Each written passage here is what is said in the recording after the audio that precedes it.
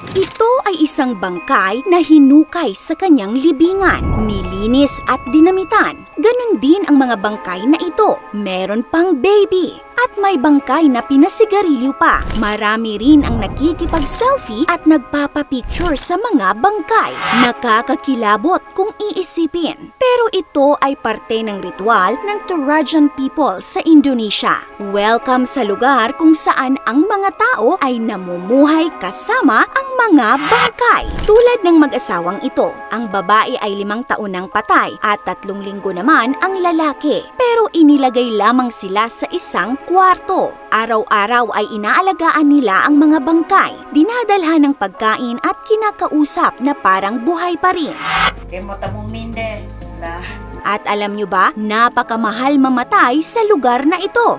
Ayon sa isang local na interview ng National Geographic, para mailibing ang isang yumao ay kailangan ng 24 water buffalo para isakripisyo. At minsan ay umaabot pa nga daw sa 100 buffalo ang isinasakripisyo nila para lang sa isang tao. Maraming breed ng water buffalo sa mundo na halos magkakamukha lang. Ang water buffalo na ito ay tinatawag ng mga Indonesians na kerbau, which is magkatunog ito sa salitang Tagalog na kalabaw at kabaw naman sa Bisaya. Kaya for simplicity, tatawagin na lang natin itong kalabaw. Kung wala daw kalabaw ay walang mangyayaring paglilibing. At napakamahal ng isang kalabaw dito. Ang average price ay nasa 72,000 pesos. Ngunit maaaring umabot ang presyo ng nasa 2 million pesos bawat isa kapag blue ang mata at puti ang ulo ng kalabaw. Para sa isang libing, meron nga dang umaabot ang gastos ng $500,000 o nasa 29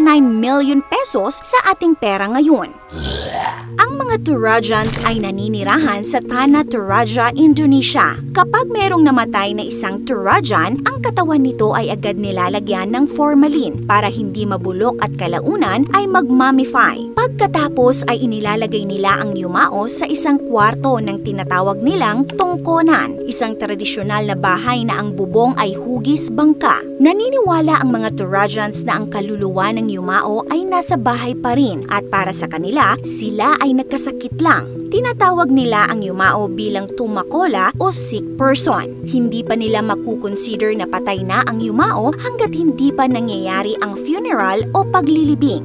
Ang bangkay ngang ito ay 4 na taon nang patay sa panahong kinunan ang videong ito noong 2022 at ang kanyang libing ay ginanap sa sumunod pang taon. Bakit ganon katagal? Tulad ng sinabi ko kanina, napakamahal mamatay dito kaya nag-iipon pa ang kanyang pamilya para siya'y mailibing. Kung ang karamihan kasi sa atin ay nag-iipon para magkaroon ng magandang buhay, ang Torajans ay nag-iipon naman para magkaroon ng magandang libing. Sa Torajan culture kasi, ang funeral ang pinaka-importanteng araw sa buhay ng isang tao at kailangan ng ingrandeng selebrasyon. Para daw itong fiesta. Maraming kapamilya ang magbibigay ng kanilang regalo sa pamilyang namatayan tulad ng pera at hayop. Ang selebrasyong ito ay maaaring tumagal ng 1 linggo o higit pa at nangangailangan ng pagkatay ng napakaraming hayop. At ang pinaka-importanteng hayop na hindi pwedeng mawala sa funeral ay ang kalabaw. Pero nagkakatay rin sila ng mga baboy. Para kasi sa mga Torajans, ang kaluluwa ng kalabaw ang siyang mag-guide at poproteksyonan nito ang kaluluwa ng yumao habang naglalakbay ito patungong Puya o the land of the spirits. At kung mas ingrande ang funeral at maraming kalabaw daw ang makakatay, ay mas malaki ang respetong makukuha ng yumao at ng pamilya. Nagsisilbi daw kasi itong huling pag-alay ng respeto sa yumao, kaya pinaghahandaan talaga nila. Ang libing ng isang mayaman at kilalang tao nga daw ay umaabot ng 25 to 100 kalabaw ang kinakatay. Ngunit para sa mga taong kaunti lang ang pera, 8 kalabaw ay pwede na rin daw. Pagkatapos ng funeral, ang bangkay ay hindi nila inililibing sa ilalim ng lupa, kundi inilalagay nila ito sa kuweba o sa mausoleum. Ito ay dahil makalipas ang ilang taon ay kukunin nila itong muli para gawin ang isang ritual na tinatawag na manene. Bawat isa, 2 o 3 taon, depende sa mapagkasunduan ng pamilya, ay kinukuha nila ang mga bangkay, nililinisan, pinapatuyo sa araw, at pinapalitan ng bagong damit. Ginaganap ito tuwing August. Naniniwala ang mga Turajans na ang ritual na ito ay nakakapagbigay ng masaganang buhay.